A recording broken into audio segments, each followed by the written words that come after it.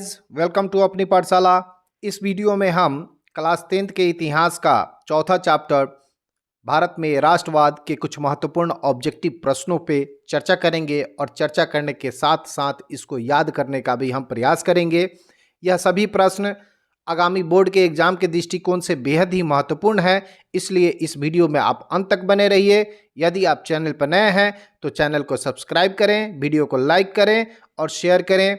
यदि आपने पिछले सभी वीडियो, चाहे वो इतिहास का हो चाहे वो इंग्लिश का हो, नहीं देखा है तो प्लीज़ डिस्क्रिप्शन बॉक्स में लिंक दिया जा रहा है, वहां से आप उन सभी वीडियो को जाकर देख सकते हैं या फिर चैनल के प्लेलिस्ट में आप जाकर सभी वीडियो का आनंद ले सकते हैं। तो चलिए वीडियो की शुरुआत करते हैं। आज का पहला प्रश्न है, 1919 से लेकर 1947 तक भारतीय स्वतंत्रता संघर्ष किस नाम से विख्यात है? तो देखिए, भारतीय स्वतंत्रता संघर्ष जो है ना, उसको हम 3 चरणों में बांट के पढ़ते हैं। 3 चरण हैं इसके, और ये 3 चरण कौन कौन से हैं थोड़ा सा यहाँ ध्यान देंगे। प्रथम चरण है 1885 से लेकर 1905 तक, जिसको हम उदारवादी युग के नाम से जानते हैं। तो इसको याद रखना भी आसान है। 1885 में भारतीय राष्ट्रीय कांग्रेस की स्थापना होती है, जहां से भारतीय लोगों में, भारत के जनता में राष्ट्रवाद की भावना का उदय होता है। तो 1885 से लेकर 1905 तक, 1885 में भारतीय राष्ट्रीय कांग्रेस की स्थापना होती है, जिससे भारत के लोगों में राष्ट्रवाद की भावना का उदय होता है।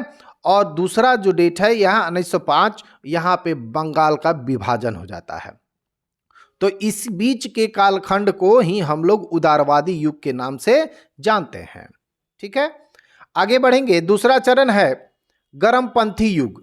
अब 1905 में क्या होता है कि बंगाल का विभाजन हो जाता है, और इस विभाजन से पूरे भारतीय लोगों में, भारत के जनता में एक आक्रोश पैदा होता है।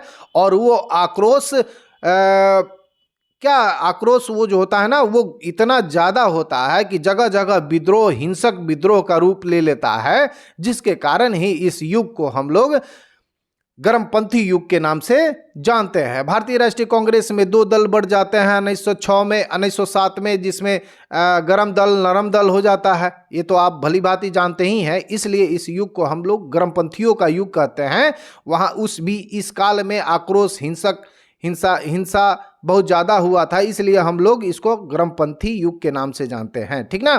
तो 1905 बंगाल विभाजन से लेकर 1919 जालियांवाला बाग हत्याकांड के बीच के काल को हम लोग गर्मपंथी युग के नाम से जानते हैं। और आगे बढ़ेंगे। तृतीय चरण जो है, तृतीय चरण महात्मा गांधी यानी गांधी युग के नाम से जानते हैं। तो आप जानते हैं कि जब 1915 में महात्मा गांधी दक्षिण अफ्रीका से भारत लौट चुके थे, और वो उनका पहला जो भारत में सत्याग्रह हुआ था वो चंपारण विद्रोह से शुरू हुआ था। तो इस बीच के काल को 1917 से भी कहीं कहीं लिखा जाता है गांधी युग को, और कहीं कहीं 1919 से भी लिखा जाता है। तो 1919 से लेकर और 1947 तक, यानी भारत की आज़ादी तक के इस काल को हम लोग महात्मा गांधी युग के नाम से जानते हैं। तो अब ये चीज़ें आपको स्पष्ट हो गई होंगी कि भारतीय स्वतंत्रता संघर्ष को 3 चरण है। पहला चरण 1885, जहां भारतीय राष्ट्रीय कांग्रेस की स्थापना होती है, वहां से लेकर बंगाल के विभाजन तक 1905 तक, ये उदारपंथी युग है। और दूसरा चरण 1905 बंगाल विभाजन से लेकर और जालियांवाला बाग हत्याकांड 1919 तक, ये दूसरा काल, जिसको गर्मपंथी युग के नाम से जानते हैं। और 1919 से लेकर भारत के आज़ादी तक 1947 तक गांधी युग के नाम से हम लोग जानते हैं। तो अब इसका उत्तर आप निश्चित रूप से दे सकते हैं कि 1919 से लेकर 1947 तक के भारतीय स्वतंत्रता संघर्ष को हम लोग किस नाम से जानते हैं? तो इसका आंसर सी हो जाएगा, गांधी युग। आगे बढ़ेंगे। बंगाल में 1905 में बंगाल विभाजन किसने किया था? तो 1905 में जो बंगाल विभाजन हुआ था वो लॉर्ड कर्जन ने किया था। लॉर्ड कर्जन ने, तो इसको बड़ा ही आसान तरीका से हम याद कर सकते हैं कि लॉर्ड कर्जन ने बंगाल को काट दिया था, यानी 2 भागों में बांट देना यानी काट देना। तो लॉर्ड कर्जन ने क्या किया? बंगाल को काट दिया था। कब काटा था? तो 1905 में। कब काटा था? 1905 में कर्जन ने बंगाल का विभाजन कर दिया था, 2 हिस्सों में उसे काट दिया था। अब इससे जुड़े कुछ प्रश्न एग्जाम में फंसाए जाते हैं, तो इसको आप याद रखेंगे। देखिए, ये पूछेगा कि आपको बंगाल विभाजन की घोषणा कब हुई थी, तो घोषणा 20 जुलाई 1905 को हुई थी और इसको लागू किया गया था अक्टूबर 1905 में। अक्टूबर में लागू हुआ था 16 अक्टूबर को और 20 जुलाई को घोषणा हुई थी। ये फिर ये दोनों डेट जो है ना आपके लिए महत्वपूर्ण हो जाते हैं। दोनों डेट आप याद रखेंगे, एक 20 जुलाई का और दूसरा 16 अक्टूबर का।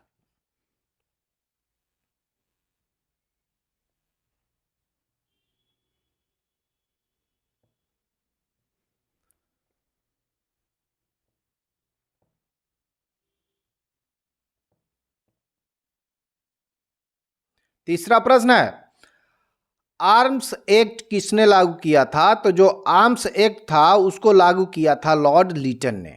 किसने लागू किया था? लॉर्ड लीटन ने। और ये लागू किया था 1878 में। और आर्म्स एक्ट क्या था? तो आर्म्स एक्ट जो था ना, वो बिना लाइसेंस के हथियार चलाना भारतीयों के लिए एक जघन्य अपराध घोषित कर दिया गया। यानी भारतीय जो थे वो बिना लाइसेंस के हथियार नहीं चला सकते थे। यही था आर्म्स एक्ट, जिसको लीटन ने लागू किया था। लीटन, ठीक ना। चलिए आगे बढ़ेंगे। अगला प्रश्न है, निम्नलिखित में से किस समझौते को हम लोग दिल्ली समझौता के नाम से जानते हैं? तो दिल्ली समझौता जो था वो गांधी इरविन के बीच में हुआ था। और ये समझौता की कड़ी को अगर हम जोड़े तो आपको याद होगा कि दांडी मार्च जो 1930 में 12 मार्च 1930 को जब साबरमती आश्रम से महात्मा गांधी दांडी नामक स्थान पे गए थे और वहाँ पे उन्होंने क्या किया था, नमक कानून को तोड़ते हुए उसके बाद सविनय अवज्ञा आंदोलन शुरू किया था। उसी सविनय अवज्ञा आंदोलन के समझौते के लिए यह समझौता हुआ था जो दिल्ली में हुआ था। और इसी समझौते को हम लोग या तो दिल्ली समझौता के नाम से जानते हैं या फिर गांधी इरविन समझौता के नाम से जानते हैं। ठीक है, आगे बढ़िए। यहाँ पे कुछ डिस्क्रिप्शन दिया हुआ है, आप इसको भी देख सकते हैं। अगर मैं थोड़ा सा बताऊं तो गोलमेज सम्मेलन 3 हुए थे, जो 1930 में पहला हुआ था, 1931 में दूसरा हुआ था, 1932 में तीसरा हुआ था। तो 1930 के गोलमेज सम्मेलन में कांग्रेस का कोई प्रतिनिधि नहीं गया था, यानी पहले गोलमेज सम्मेलन में कोई प्रतिनिधि नहीं गया था। और दूसरा गोलमेज सम्मेलन यही गांधी इरविन समझौता के बाद कांग्रेस राजी हुई कि जहां हम लोग गोलमेज सम्मेलन में सम्मिलित होंगे, ठीक ना। इरविन ने गांधी जी के मांगों को मान लिया और उसके बाद दूसरे जो गोलमेज सम्मेलन हुआ था उसमें सम्मिलित होने के लिए इंग्लैंड गए हुए थे। और उसी बीच सरदार भगत सिंह, सुखदेव और राजगुरु को फांसी पे चढ़ा दिया गया था। इसके कुछ मांग हैं, ये मांग आप निश्चित रूप से पढ़ लेंगे, देख लेंगे। आगे बढ़िए। 5वां प्रश्न है, गदर पार्टी की स्थापना किसने की थी? तो गदर पार्टी की स्थापना जो थी अमेरिका के सैन फ्रांसिस्को में, ठीक ना, सैन फ्रांसिस्को में नगर में हुई थी, जिसको किया था लाला हरदयाल ने 1913 ईस्वी में। नाम है हरदयाल, लेकिन उन्होंने पार्टी की स्थापना की थी गद्दर पार्टी की। दयाल, लेकिन गद्दर पार्टी की उन्होंने स्थापना की थी। इससे रिलेट करके आप याद करने का प्रयास कर सकते हैं, 1913 में। आगे बढ़िए। बंगाल विभाजन कब निरस्त किया गया था? तो बंगाल विभाजन वही बंगाल विभाजन जिसको 1905 में लॉर्ड कर्जन ने लागू किया था, काट दिया था बंगाल को 2 भागों में। उसी बंगाल विभाजन को 1911 में लॉर्ड हार्डिंग के द्वारा रद्द कर दिया गया।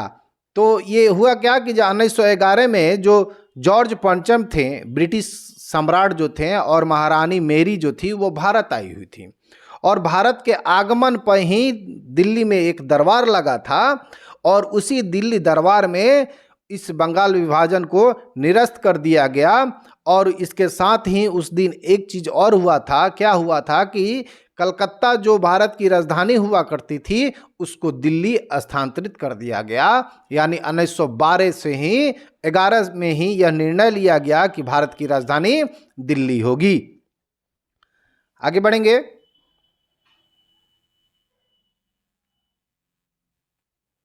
सातवां प्रश्न है, निम्नलिखित में से किसका नाम बादशाह खान या सीमांत गांधी है? तो सीमांत गांधी के नाम से खान अब्दुल गफ्फार खां को हम लोग जानते हैं। और ये जो खान अब्दुल गफ्फार खान थे वो बलूचिस्तान और सीमांत क्षेत्र के एक बहुत ही बड़े नेता थे। और सीमांत हम किसको बोलते हैं? जो पहले पाकिस्तान, बलूचिस्तान ये वाला जो पूरा एरिया था उसको हम लोग सीमांत के नाम से जानते थे। जिस प्रकार इधर गांधी जी जो थे वो सत्य और अहिंसा के मार्ग पर चलकर स्वतंत्रता संग्राम, स्वतंत्रता संघर्ष में हिस्सा ले रहे थे और भारत को आज़ादी दिलाने के प्रयास कर रहे थे, उसी तरह उस सीमांचल क्षेत्र में, सीमांत में खान अब्दुल गफ्फार खां जो थे वो भी सत्य और अहिंसा के मार्ग पर चलते हुए भारत को स्वतंत्रता दिलाने का प्रयास कर रहे थे। इसलिए खान अब्दुल गफ्फार को सीमांत गांधी के नाम से हम लोग जानते हैं। और यही है, इनका पिक्चर आप देख सकते हैं, यही है खान अब्दुल गफ्फार खां साहब। आगे बढ़ेंगे। दक्षिण अफ्रीका से गांधी जी किस वर्ष भारत लौटे थे? तो दक्षिण अफ्रीका से गांधी जी जो थे वो कब लौटे थे? 1915 ईस्वी में लौटे थे।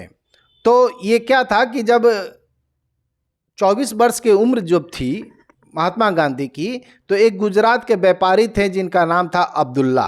क्या नाम था? अब्दुल्ला। उन्हीं का केस लड़ने के लिए वो दक्षिण अफ्रीका चले गए थे और 21 वर्ष तक वो दक्षिण अफ्रीका में रहे। और 21 वर्ष रहने के पश्चात वो जनवरी 1915 में भारत लौट आए थे। तो कब लौटे थे? 1915 में वो दक्षिण अफ्रीका से लौटे थे।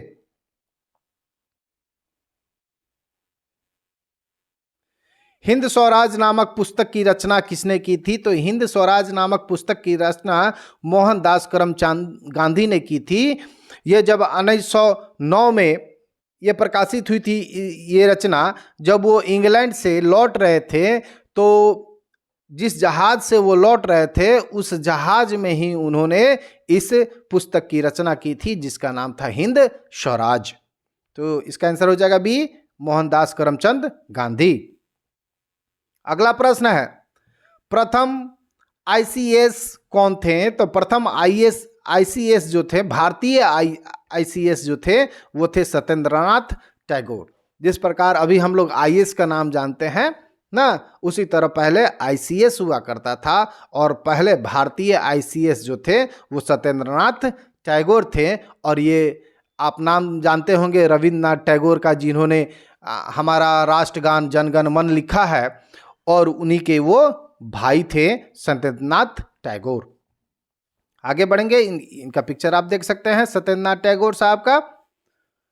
अगला प्रश्न है, रॉलेट एक्ट किस वर्ष पारित हुआ था? तो जो रॉलेट एक्ट था वो 1919 में पारित हुआ था और इसको बिना अपील, बिना दलील वाला कानून भी कहा गया, क्योंकि बिना किसी वारंट के, बिना शक के आधार पे भी सरकार किसी को भी गिरफ्तार कर सकती थी। इसलिए इसको क्या कहा गया? इसको कहा गया बिना वकील, बिना अपील, बिना दलील का कानून या काला कानून कहा गया। और ये रॉलेट एक्ट मार्च 1919 में लागू किया गया, जिसके विरोध में ही 6 अप्रैल 1919 को देशव्यापी आंदोलन हुआ था। अब कड़ी यहाँ से जुड़ जाती है। देखिए, रॉलेट एक्ट मार्च 1919 में आता है और 6 अप्रैल 1919 को क्या होता है? महात्मा गांधी देशव्यापी आंदोलन करते हैं। इसी आंदोलन के क्रम में क्या होता है? 9 अप्रैल 1919 को एक पंजाब के नेता थे किचलू और सतपाल, वो गिरफ्तार कर लिए जाते हैं और गिरफ्तार करने के बाद 13 अप्रैल 1919 को जालियांवाला बाग में बहुत सारे लोग इकट्ठा हुए थे, वहीं पे गोली चलती है। उसी को हम लोग आपको क्या जालियांवाला बाग हत्याकांड के नाम से जानते हैं। चलिए आगे बढ़ेंगे। कब हुआ था ये? 1919 में। रॉलेट एक्ट 1919 में। गांधी जी को महात्मा की उपाधि किसने दी थी? तो गांधी जी को महात्मा की उपाधि जो दी थी वो रविन्द्रनाथ टैगोर ने दी थी। किसने दी थी? रविन्द्रनाथ टैगोर ने। तो इसका आंसर हो जाएगा सी, रविन्द्रनाथ टैगोर। जालियांवाला बाग हत्याकांड के विरुद्ध में किसने नाइट की पदक लौटा दी? तो नाइट की उपाधि जो थी लौटाई थी रविन्द्रनाथ टैगोर ने। आगे बढ़ेंगे। पूना समझौता किसके मध्य हुआ था? ये क्वेश्चन फिर रिपीट हुआ, तो ये आप इसका नहीं, सॉरी, पूना समझौता जो हुआ था वो गांधी जी और अंबेडकर के बीच में हुआ था। पूना के यरवदा सेंट्रल जेल में हुआ था। ये कब हुआ था? 24 सितंबर 1932 को हुआ था। 24 सितंबर 1932 को गांधी जी और अंबेडकर के बीच में हुआ था। और ये समझौता का मूल उद्देश्य क्या था कि जब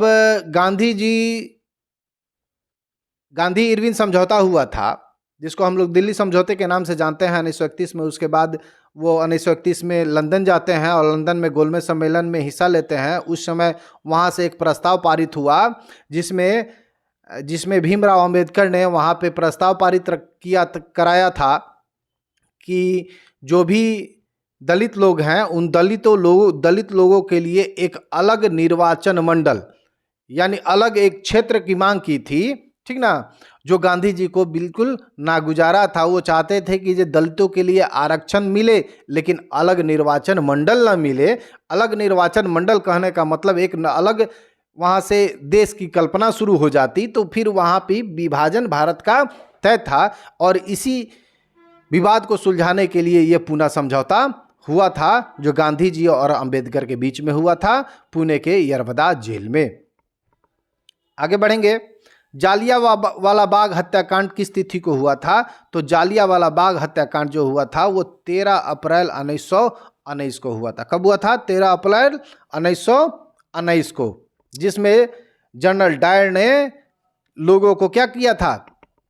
लोगों को निहत्थे लोगों पे गोलियां चलवाई थी, जिसमें हजारों की संख्या में लोग मारे गए थे। और इसी जालियांवाला बाग हत्याकांड के जांच के लिए एक कमेटी का गठन किया गया था, जिसको हम लोग हंटर कमेटी के नाम से जानते हैं।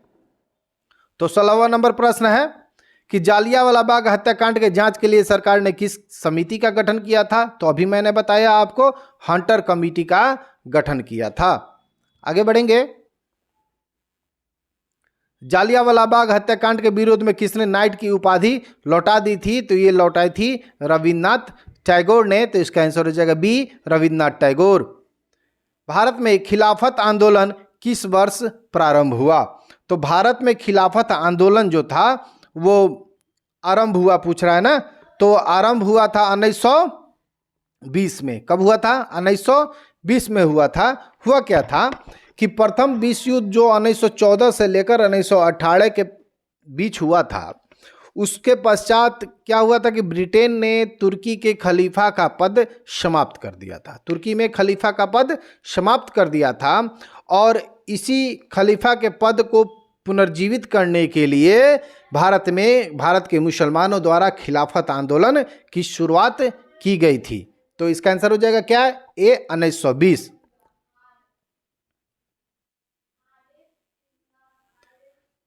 खिलाफत आंदोलन किस देश के समर्थन में चलाया गया था? तो अभी मैंने बताया कि तुर्की में खलीफा का पद समाप्त किया गया था और उसी खलीफा के पद को पुनर्जीवित करने के लिए खिलाफत आंदोलन चलाया गया था। तो जाहिर सी बात है, इसका आंसर हो जाएगा ए, तुर्की के समर्थन में यह आंदोलन भारत के मुसलमानों द्वारा चलाया गया था। 1911 में बंगाल विभाजन किसने वापस लिया? तो 1911 में जो बंगाल विभाजन वापस लिया था, कर्जन ने तो इसको विभाजन किया था, कर्जन ने काट दिया था। तो ये तो हमारा आंसर नहीं होगा। इसका आंसर होगा लॉर्ड हार्डिंग। लॉर्ड हार्डिंग जो था ना, वो बंगाल विभाजन रद्द किया था। असहयोग आंदोलन कब प्रारंभ हुआ था? तो असहयोग आंदोलन जो था वो 1920 में प्रारंभ हुआ था। तो असहयोग आंदोलन 1920 में प्रारंभ हुआ था और इसका जो ना, इस आंदोलन का जनता के मन में इतना बड़ा प्रभाव पड़ा कि जनता के मन से ब्रिटिश शक्ति का जो भय था एकदम हट गया। और 4 फरवरी 1922 को क्या हो गया कि हट गया, और 4 फरवरी 1922 को उत्तर प्रदेश का जो एक जिला है गोरखपुर, उस गोरखपुर के चौरी चौरा स्थान पर किसान शांतिपूर्वक प्रदर्शन कर रहे थे, जिसमें क्या हुआ कि ब्रिटिश पुलिस ने प्रदर्शनकारियों पे अनाधुन गोलियां चलवा दी, जिससे किसान उग्र हो गए, और उग्र होने के बाद वहां के पुलिस चौकी में आग लगा दी, जिसमें 29 लोगों की जानें चली गई, 29 पुलिस कर्मियों की जानें चली गई, ठीक ना। और इसी चौरी चौरा हत्याकांड के बाद, चौरी चौरा कांड के बाद इस ये जो असहयोग आंदोलन था, इसको महात्मा गांधी ने वापस ले भी लिया था। 1922 में शुरू होता है और 1922 में चौरी चौरा कांड के बाद इस आंदोलन को वापस ले लिया जाता है। आगे बढ़ेंगे। तुर्की में खलीफा का पद किस वर्ष समाप्त कर दिया गया? तो तुर्की में जो खलीफा का पद था वो 1924 में समाप्त कर दिया गया था, तो इसका आंसर हो जाएगा सी 1924। यह हुआ क्या था कि तुर्की में एक शासक बने जिनका नाम था मुस्तफा कमाल पाशा, उसी मुस्तफा कमाल पाशा ने 1924 में इस पद को समाप्त कर दिया था। अगला प्रश्न है, चौरी चौरा हत्याकांड के बाद गांधी जी ने किस आंदोलन को बंद कर दिया था? अभी मैंने बताया आपको कि असहयोग आंदोलन जो 1920 में शुरू हुआ था, जिससे जनता का डर भय ब्रिटिश सरकार के प्रति समाप्त हो चुका था, और 1922 को एक किसान पर आंदोलन हो रहा था, प्रदर्शन कर रहे थे किसान शांतिपूर्वक यूपी के चौरी चौरा में, और उसी चौरी चौरा में क्या हुआ, लोगों ने जो प्रदर्शनकारी थे वो उग्र हो गए, और उग्र होने के पश्चात एक पुलिस चौकी में आग लगा दी, जिसमें 29 लोगों की हत्या हो गई थी ना। तो इसी असहयोग आंदोलन को उन्होंने बाद में क्या किया, चौरी चौरा कांड के बाद स्थगित कर दिया था, तो इसका आंसर हो जाएगा डी असहयोग आंदोलन। चौरी चौरा वर्तमान भारत के किस राज्य में अवस्थित है? तो मैंने अभी बताया आपको, उत्तर प्रदेश के गोरखपुर जिले में यह चौरी चौरा नामक वर्तमान भारत में स्थित है। इंडिपेंडेंस लीग की स्थापना किस वर्ष हुई? तो इंडिपेंडेंस लीग की स्थापना जो होती है वह 1928 में होती है, और ये इंडिपेंडेंस लीग की स्थापना जो है ना, वो जवाहरलाल नेहरू और रास बिहारी बोस ने मिलकर की थी। अगला प्रश्न है, साइमन आयोग का गठन किस वर्ष हुआ था? तो साइमन आयोग का जो गठन हुआ था वो नवंबर 1927 में हुआ था, नवंबर 1927 में। अब इससे दो प्रश्न होते हैं। एक तो प्रश्न आता है कि साइमन आयोग का गठन किस वर्ष हुआ था? तो 1927 में हुआ था। और एक प्रश्न आता है कि साइमन आयोग भारत कब पहुंचा था? तो भारत पहुंचा था वो 1928 में। भारत वो पहुंचा था कब? 1928 में। गठन इसका 1927 में हुआ था।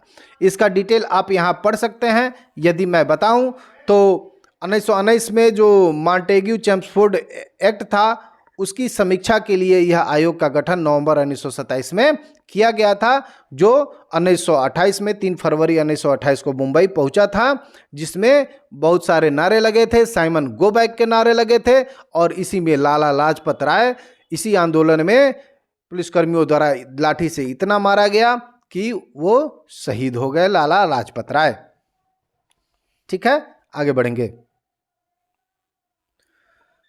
महात्मा गांधी ने नमक कानून किस दिन भंग किया था? तो महात्मा गांधी ने 6 अप्रैल 1930 को यह नमक कानून भंग किया था। तो यदि देखें, थोड़ा सोचें, तो 12 मार्च 1930 को साबरमती से 78 अनुयायियों के साथ महात्मा गांधी चलते हैं साबरमती से 12 मार्च 1930 को, और 6 अप्रैल 1930 को दांडी नामक जगह पर पहुंचते हैं, और वहां पे नमक कानून को तोड़ते हैं नमक बनाकर। ठीक है, आगे बढ़ेंगे। इंडियन स्टैच्यूरी कमीशन का अन्य नाम क्या है? तो उसका अन्य नाम जो है वो साइमन कमीशन है। क्या है? साइमन कमीशन है। कांग्रेस ने अपने किस अधिवेशन में और किस वर्ष असहयोग आंदोलन के प्रस्ताव को पारित किया था? तो ये पारित हुआ था नागपुर 1920 में। नागपुर 1920 में। तो देखिए ये होता क्या है कि सितंबर 1920 में कलकत्ता में सबसे पहला इसके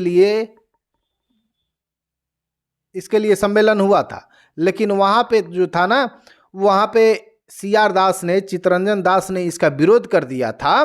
तो ये प्रस्ताव कलकत्ता 1920 में पारित नहीं हो पाया था, लेकिन दिसंबर 1920 में जो नागपुर में सम्मेलन होता है भारतीय राष्ट्रीय कांग्रेस का, उस सम्मेलन में इस असहयोग आंदोलन के प्रस्ताव को पारित कर दिया जाता है। एक तरफ जहां कलकत्ता में CR दास ने इसका विरोध किया था, उसी चित्तरंजन दास ने नागपुर वाले अधिवेशन में इसको पास किया। आगे बढ़ेंगे। गांधी जी ने सविनय अवज्ञा आंदोलन किस वर्ष प्रारंभ किया? तो दांडी मार्च के साथ ही इसकी शुरुआत हुई थी, तो 1930 में।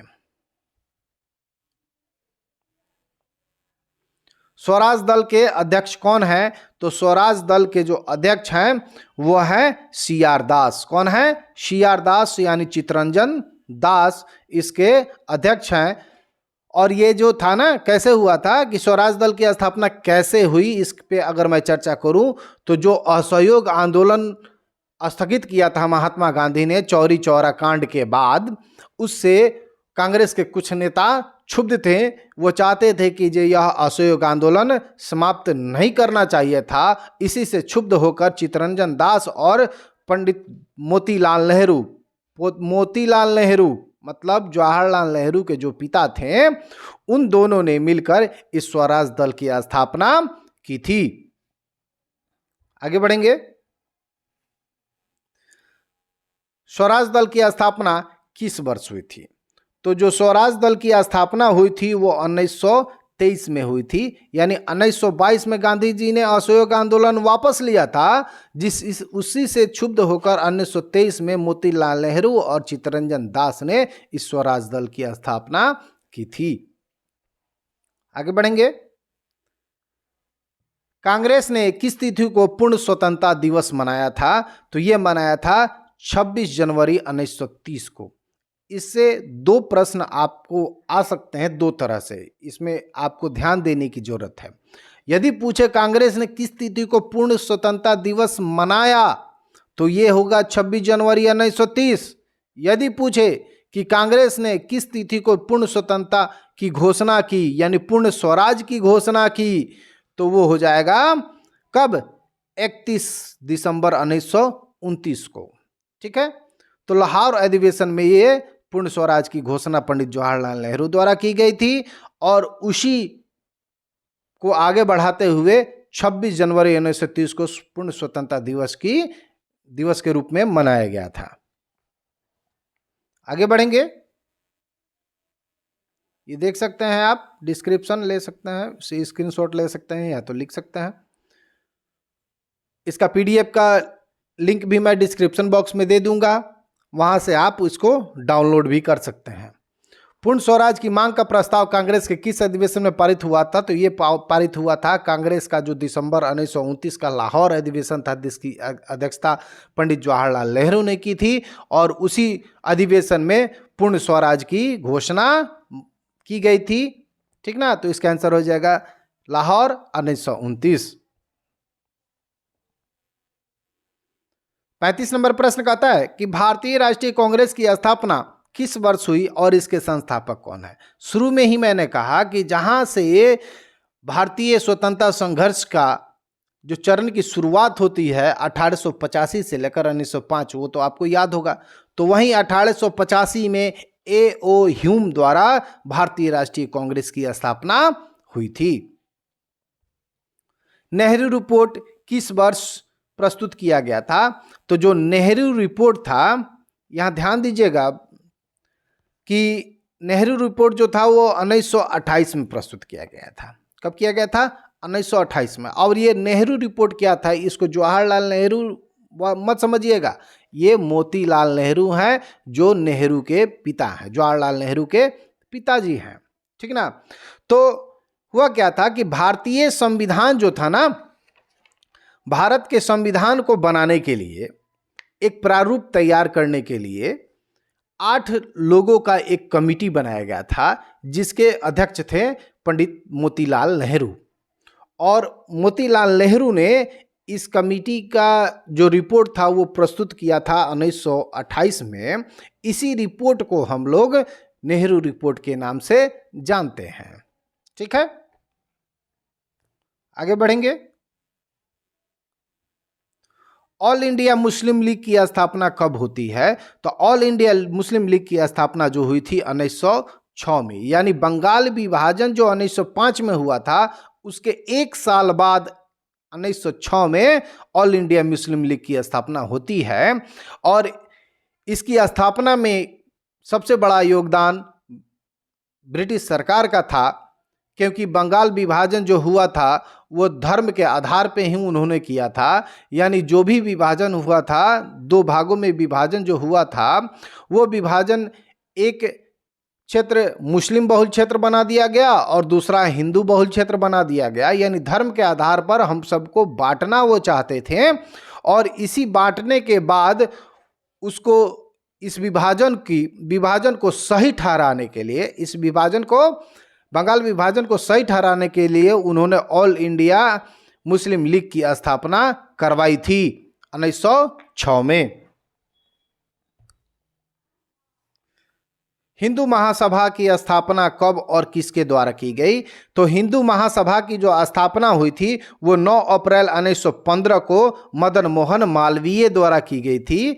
कब की गई थी? मदन मोहन मालवीय द्वारा 1915 में। तो इसका आंसर हो जाएगा सी। ठीक है, और यही मदन मोहन मालवीय जो थे वो बनारस हिंदू की स्थापना की थी, हिंदू विश्वविद्यालय की भी स्थापना की। हिंदू विश्वविद्यालय नहीं, BHU बनारस हिंदू विश्वविद्यालय की स्थापना इन्होंने, मदन मोहन मालवीय साहब ने की थी।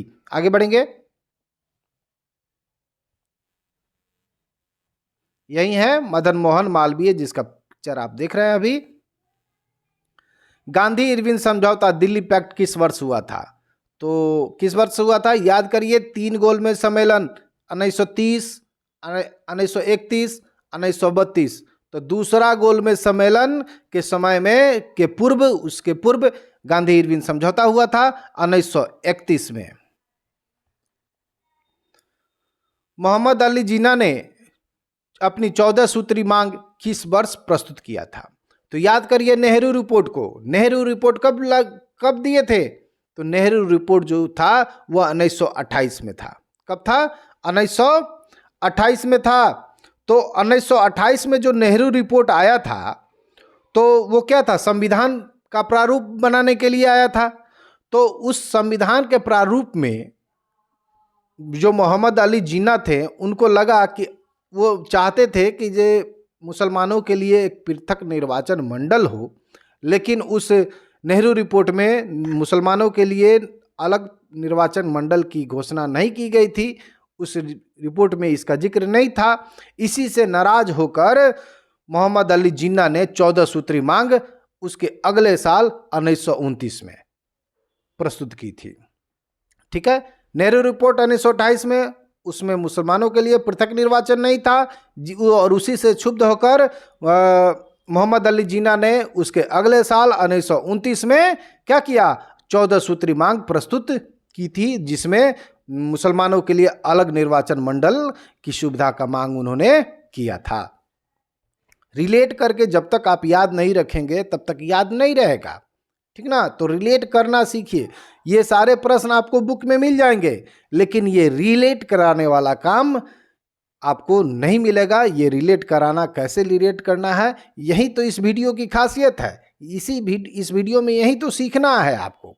ठीक है, ताकि आप अधिक समय तक याद रख पाएं और परीक्षा में जब जाएं तो चीज़ें आपको याद आएं और अच्छे नंबर से आप पास करें। चलिए आगे बढ़ेंगे। वीडियो लंबा होगा लेकिन निश्चित आपके रूप से आपके लिए फायदा होगा। चलिए आगे बढ़ेंगे, वीडियो में अंत तक बने रहिए। मैकडोनाल्ड ने सांप्रदायिक निर्णय की घोषणा किस वर्ष की थी? तो जो मैकडोनाल्ड थे ना, वो 16 अप्रैल 1932 को सांप्रदायिक निर्णय की घोषणा की थी। कब? 1932 में। और ये रैमजे मैकडोनाल्ड जो थे ना, वो ब्रिटिश प्रधानमंत्री थे। उन्होंने भारत में जो निर्वाचन क्षेत्र था ना, उसके में अलग अलग सब कर दिया। जैसे भारत में जो उच्च वर्ग थे उनके लिए अलग निर्वाचन मंडल, जो निम्न वर्ग थे उनके लिए अलग, मुस्लिम के लिए अलग, बौद्ध के लिए अलग, सिख के लिए अलग, भारतीय ईसाई के लिए अलग, एंग्लो इंडियन के अलग, पारसी के लिए अलग, यानी सबके लिए अलग अलग चुनाव क्षेत्र इन्होंने तय किया, जिसकी मंशा बस यही थी कि फूट डालो और शासन करो, फूट डालो और शासन करो। और इसी को हम लोग सांप्रदायिक निर्णय के नाम से जानते हैं, जो 1932 में आया था। आगे बढ़ेंगे। चंपारण में तीन कठिया प्रणाली किन पर लागू थी? तो चंपारण में तीन कठिया प्रणाली जो थी वो किसानों पर लागू थी। तो ये तीन कठिया प्रणाली क्या थी? तो जो चंपारण के बागान मालिक थे वो किसानों से एक अनुबंध बना लिए थे कि आपको प्रति 1 बीघा में 20 कट्ठा होता है, 1 बीघा जमीन जो होता है ना उसमें 20 कट्ठा होता है। तो उस प्रति 20 कट्ठा में आपको 3 कट्ठा ना नील की खेती करनी होती थी। किसकी खेती करनी होती थी? नील की खेती। और ये जो नील था वो 3 साल 4 साल के बाद उस जिस जमीन पे नील की खेती होती थी उस जमीन को वो 3-4 साल के बाद क्या कर देता था? बंजर बना देता था, जिससे किसानों को बहुत नुकसान होता था, जिससे किसान क्षुब्ध थे, ठीक ना। तो यही थी 3 कट्ठा प्रणाली। क्या था? मैंने बताया कि 20 कट्ठा में से 3 कट्ठा आपको क्या करना है? नील की खेती करना है। और वो नील की खेती जिस जमीन पे होती थी 3 से 4 वर्षों के बाद उस जमीन को बंजर बना देती थी। इसलिए कोई किसान नील की खेती नहीं करना चाहते थे, लेकिन जो बागान मालिक थे वो इन पे अनुबंध के आधार पर जबरदस्ती इनसे खेती करवाया करते थे, ठीक ना। और इसी किसानों की समस्या को लेकर गांधी जी ने 1917 में चंपारण सत्याग्रह प्रारंभ किया था, ठीक है। आगे बढ़ेंगे। 3 कठिया प्रणाली आप समझ चुके होंगे। महात्मा गांधी ने चंपारण सत्याग्रह किस वर्ष प्रारंभ किया? तो वो कब किया था? 1917 में। बिहार के एक राजकुमार शुक्ल थे, उन्हीं राजकुमार शुक्ल के आग्रह पर महात्मा गांधी चंपारण आए थे और 1917 में चंपारण सत्याग्रह करते हुए चंपारण के किसानों को नील की खेती से छुटकारा दिलवाया था, ठीक ना। आगे बढ़ेंगे। 44 नंबर प्रश्न है, बारदौली सत्याग्रह किसके नेतृत्व में चलाया गया था? तो बारदौली सत्याग्रह जो था सरदार वल्लभ भाई पटेल के नेतृत्व में चलाया गया था। और ये बारदौली सत्याग्रह किस लिए हुआ था? तो गुजरात में जो था ना, वहाँ की जो प्रांतीय सरकार थी किसानों पे 22% से भी अधिक कर वृद्धि कर दी थी। और इसी कर वृद्धि के खिलाफ सरदार वल्लभ भाई पटेल द्वारा बारदौली सत्याग्रह चलाया गया था, ठीक है। तो इसका आंसर हो जाएगा बी, वल्लभ भाई पटेल। राष्ट्रीय स्वयंसेवक संघ की स्थापना कब और किसने की थी? तो इसकी स्थापना 1920 में बी हेडगेवार ने की थी। कौन किए थे? 1925 में बी हेडगेवार। और ये जो थे केशव, इनका पूरा नाम देखिए यहाँ पे, डॉक्टर केशव बलिराम हेडगेवार थे, ठीक ना। आगे बढ़ेंगे।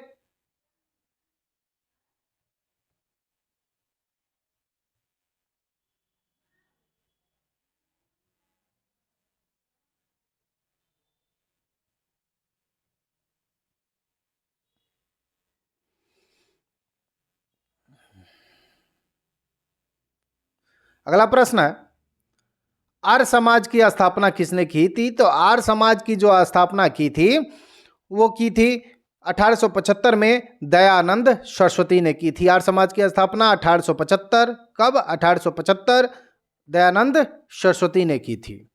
आगे बढ़ेंगे। अगला प्रश्न है, अलीगढ़ आंदोलन का नेतृत्व किसने किया था? तो अलीगढ़ आंदोलन का नेतृत्व जो था वो सैयद अहमद खान ने किया था। किसने किया था? सर सैयद अहमद खान ने किया था। तो इसका आंसर हो जाएगा सी। अगला प्रश्न है, ताशकंद में भारतीय कम्युनिस्ट पार्टी की स्थापना किसने की थी? तो ताशकंद में भारतीय राष्ट्रीय कांग्रेस की स्थापना जो की थी, कम्युनिस्ट पार्टी की जो स्थापना की थी, वो एम.एन. रॉय ने की थी। किसने की थी? एम.एन. रॉय ने की थी। और उनका पूरा नाम जो था मानवेंद्र नाथ राय था। मानवेंद्र नाथ राय यानी एम.एन. राय। और ये एम.एन. राय साहब का फोटो है, जिसको आप फोटो में देख सकते हैं। अगला प्रश्न है, फॉरवर्ड ब्लॉक की स्थापना किसने की थी? तो फॉरवर्ड ब्लॉक की स्थापना जो सुभाष चंद्र बोस ने की थी, ठीक है ना, 1939 में। आगे बढ़ेंगे। अगला प्रश्न है, बिहार समाजवादी दल के संस्थापक कौन थे? तो बिहार समाजवादी दल के संस्थापक जो थे वो जयप्रकाश नारायण थे। तो इसका आंसर हो जाएगा सी, जयप्रकाश नारायण। अगला है प्रश्न, खोंड विद्रोह कब और कहां हुआ था? तो खोंड विद्रोह जो हुआ था 1914 में उड़ीसा में हुआ था।